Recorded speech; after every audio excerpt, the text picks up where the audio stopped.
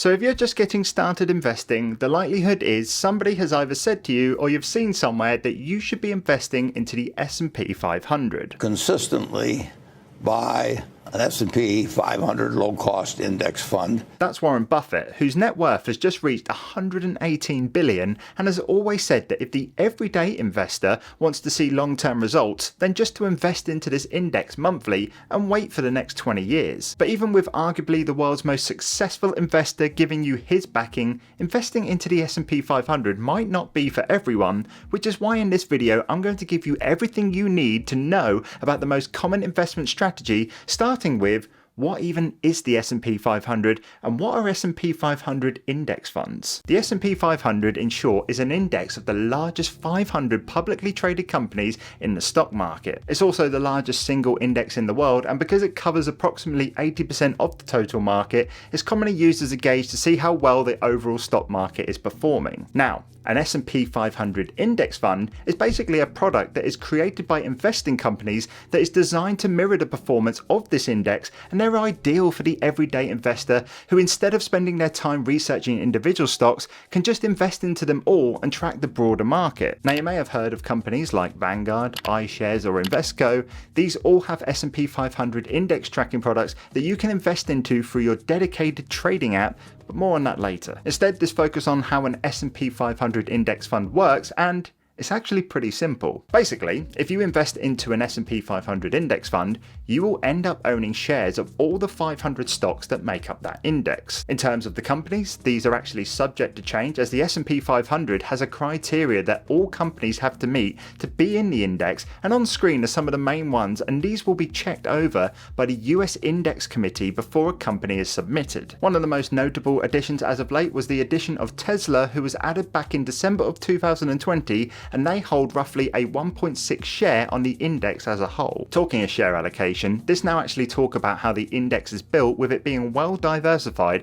as it consists of 11 different sectors, with no sector owning more than a 30% stake in shares. As of right now, the technology sector has the largest share of roughly 26%, and this will be made up of companies such as Apple, Microsoft, Google and Meta, and it's then followed by the healthcare sector at around 14.5%, and then financials at nearly 13%. But having said that, if you don't want to worry about all of this, the main thing that you need to know is that if you were to buy shares in the S&P 500 index fund, you will be investing into the largest 500 companies in America that produce positive earnings. So knowing this, should you invest? Well, I guess that is the golden question. So let's now break down the pros and cons of investing into an S&P 500 index fund, starting off with one of the biggest, which is a consistent track record of solid returns. Now, of course, one thing that we should know is that past performance should never be an accurate indication of the future, but when we do look at the S&P 500 results since 1957, it's seen returns at around 10.7% average every single year, with that number increasing to 12.39% average in the last decade. Like I said, it's past performance and all of that, but I do think with the way that the index is set up and the track record it has, if you ask me as an investor myself, would I bet against this trend continuing? I'd be pretty stupid to do that. Another thing to mention, which is a hot topic right now, is that at these rates, investing into the S&P 500 over the long term currently beats the current rate of inflation at 6.8%. However, some people will still argue that whilst these figures are good, you can get much higher returns by picking individual companies, but this is going to come at a much higher risk. Which actually brings me to the second pro about the S&P 500, and that is that it's widely diversified. As I mentioned earlier, this fund covers the largest 500 companies in America, and it's dynamic as well, so if there's companies underperforming in terms of the criteria, they will just simply be replaced by one that is meeting it. Now, if you were feeling confident and you wanted to try and beat the market by investing into, let's say, individual stocks, all it really could take is one piece of bad news or one bad earnings call and your entire investment could be in danger, whereas with the S&P 500, you may still own that company, but the likelihood is that company will only hold a small stake in your portfolio. And saying this, I think that provides another good intro into my third pro of investing into the S&P 500 index, and that's the fact that the experience it gives you is a relaxed and hands-off approach to investing. A good example is that if you are somebody that is keen to get involved in the stock market and start investing your money, but maybe you don't want to, or maybe you don't have the time to spend hours constantly researching and tracking different stocks, the S&P 500 will be a much easier investment to make. I also think it's very relaxed in a sense like what I just mentioned. The swings of an index price are much smaller than one in an individual stock, which in my opinion makes investing a less stressful and more enjoyable experience. But of course, all good things will always have their downsides, so let's now talk about some of the cons about investing into the S&P 500, with the first one being that you could be missing out on international gains. Because you would just be investing into American stocks, you would be missing out on potential gains from markets in places such as the UK, Europe and Asia, and with the world constantly changing and evolving, you never know who will be the leading economy in times to come. You can of course, however, just counteract this by just simply splitting your investments across multiple different funds. For example, if you had £1,000 to invest, you could say put 60% into the S&P 500, 20% into the FTSE, and then 20% into emerging markets. Alternatively, you could just go ahead and buy a global index fund that tracks them all, like the FTSE All World ETF from Vanguard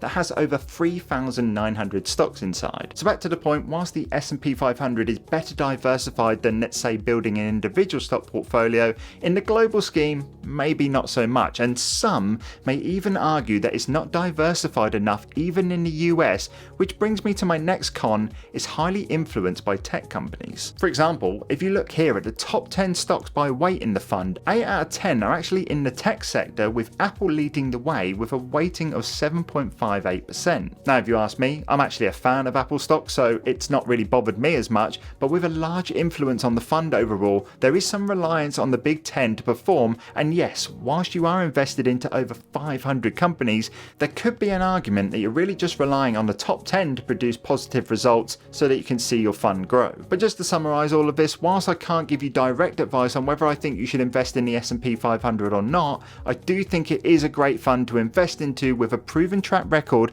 and one that I'm not really willing to bet against. So having said that, I guess that leads us now onto the question of how do we invest into the index if that's something we wanted to do? Well, firstly, before we even think about what type of S&P 500 fund we want to buy, we're going to need to get ourselves an investing platform to do it on. Now my platform of choice here in the UK is Trading 212, and I'm going to use this for today's example, but if you didn't want to use them and you wanted to pick someone else, there's a high chance they will have the same funds available on their platform as well. Also, if you're in the UK and you haven't got Trading 212 yet, they're offering a free share worth up to £100 to anybody that signs up via my link in description below. I will say, full disclaimer, I will also receive a free share as well, and of course with any type of investing your capital will be at risk. But once you have done that, the next thing you want to do is make sure you're investing within a tax advantage account. Now in the UK we have something called an ISA, which currently allows us to invest up to £20,000 every single year tax free, and in the US I believe it's called something like a 401k, but I'm not quite as clued up on its limits. But as you can see right here, signing up to Trading 212 will present you with 3 different options. You have general investing, CFDs and an ISA, and if you want tax-free investing, you're going to want to pick the ISA. Now of course if you do want to invest any money, you're going to need to deposit some into your account, so the next step would be to go ahead and do that. But once you have done that, you're pretty much ready to go. From here you're going to want to go into Trading 212, and the first thing you want to do is click the search icon